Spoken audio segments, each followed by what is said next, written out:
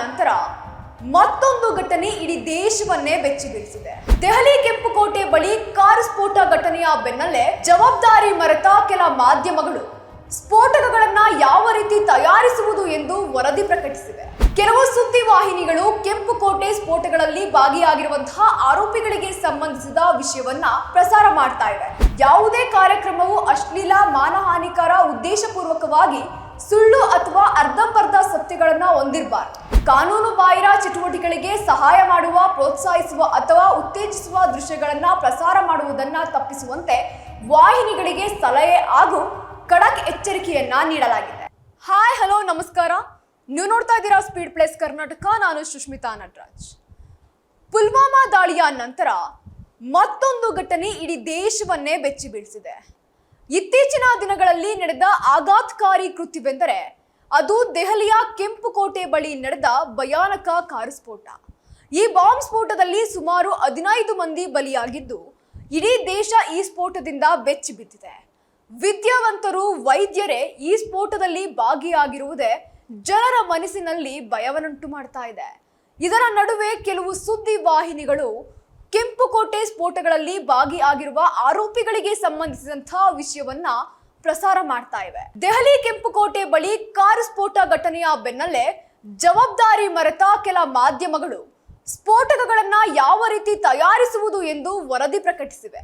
ಈ ಬೆಳವಣಿಗೆಯನ್ನ ಗಂಭೀರವಾಗಿ ಪರಿಗಣಿಸಿರುವಂತಹ ಕೇಂದ್ರ ಸರ್ಕಾರ ಎಚ್ಚರಿಕೆಯನ್ನ ನೀಡ್ತಾ ಇದೆ.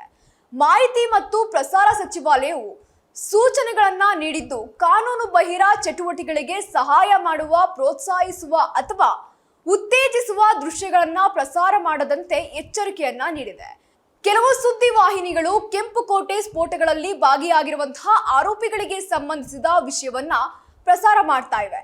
ಈ ಮೂಲಕ ಹಿಂಸಾಚಾರವನ್ನ ಸಮರ್ಥಿಸ್ತಾ ಇವೆ. ಜೊತೆಗೆ ಸ್ಫೋಟಕ ವಸ್ತುಗಳನ್ನ ಹೇಗೆ ತಯಾರಿಸುವುದು ಎಂಬುದರ ಕುರಿತಂತೆಯೂ ಮಾಹಿತಿ, ವಿಡಿಯೋವನ್ನ ಪ್ರಸಾರ ಮಾಡ್ತಾ ಇವೆ ಎಂಬುದು ಸಚಿವಾಲಯದ ಗಮನಕ್ಕೆ ಬಂದಿದೆ. ಅಂತಹ ಪ್ರಸಾರಗಳು ಹಿಂಸಾಚಾರವನ್ನ ಪ್ರೋತ್ಸಾಹಿಸಬಹುದು ಅಥವಾ ಪ್ರಚೋದಿಸಬಹುದು, ಸಾರ್ವಜನಿಕ ಸುವ್ಯವಸ್ಥೆಯನ್ನ ಅಡ್ಡಪಡಿಸಬಹುದು ಅಥವಾ ರಾಷ್ಟ್ರೀಯ ಭದ್ರತೆಗೆ ಅಪಾಯವನ್ನುಂಟು ಮಾಡಬಹುದು. ಅಂತಹ ವಿಷಯಗಳ ಬಗ್ಗೆ ವರದಿ ಮಾಡುವಾಗ ವಿವೇಚನೆ ಮತ್ತು ಸೂಕ್ಷ್ಮತೆಯಿಂದ ಇರಬೇಕು ಎಂದು ಆದೇಶ ನೀಡಿದೆ.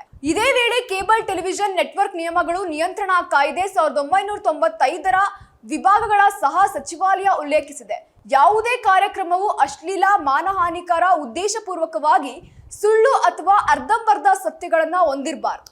ಹಿಂಸಾಚಾರವನ್ನ ಪ್ರೋತ್ಸಾಹಿಸುವ ಅಥವಾ ಪ್ರಚೋದಿಸುವ ಸಾಧ್ಯತೆ ಇರುವ, ಕಾನೂನು ಮತ್ತು ಸುವ್ಯವಸ್ಥೆಯ ನಿರ್ವಹಣೆಗೆ ವಿರುದ್ಧವಾದ ಯಾವುದನ್ನಾದರೂ ಒಳಗೊಂಡಿರುವ ಅಥವಾ ರಾಷ್ಟ್ರ ವಿರೋಧ ಮನೋಭಾವಗಳನ್ನ ಉತ್ತೇಜಿಸುವ, ರಾಷ್ಟ್ರದ ಸಮಗ್ರತೆಯ ಮೇಲೆ ಪರಿಣಾಮ ಬೀರುವ ಯಾವುದೇ ದೃಶ್ಯಗಳನ್ನ ಒಳಗೊಂಡಿರಬಾರದು ಎಂದು ಈ ಕಾಯ್ದೆಯು ಹೇಳ್ತಾ ಇದೆ ಎಂದು ತಿಳಿಸಿದೆ. ಕಾನೂನು ಬಾಹಿರ ಚಟುವಟಿಕೆಗಳಿಗೆ ಸಹಾಯ ಮಾಡುವ, ಪ್ರೋತ್ಸಾಹಿಸುವ ಅಥವಾ ಉತ್ತೇಜಿಸುವ ದೃಶ್ಯಗಳನ್ನ ಪ್ರಸಾರ ಮಾಡುವುದನ್ನ ತಪ್ಪಿಸುವಂತೆ ವಾಹಿನಿಗಳಿಗೆ ಸಲಹೆ ಹಾಗೂ ಖಡಕ್ ಎಚ್ಚರಿಕೆಯನ್ನ ನೀಡಲಾಗಿದೆ. ಇದಾಗಿತ್ತು ಈ ಕ್ಷಣದ ಸುದ್ದಿ. ಮತ್ತಷ್ಟು ಸುದ್ದಿಗಾಗಿ ನೋಡ್ತಾ ಇರಿ ಸ್ಪೀಡ್ ಪ್ಲಸ್ ಕರ್ನಾಟಕ. ನಿಮ್ಮಿಂದ ನಿಮಗಾಗಿ, ನಿಮಗೋಸ್ಕರ.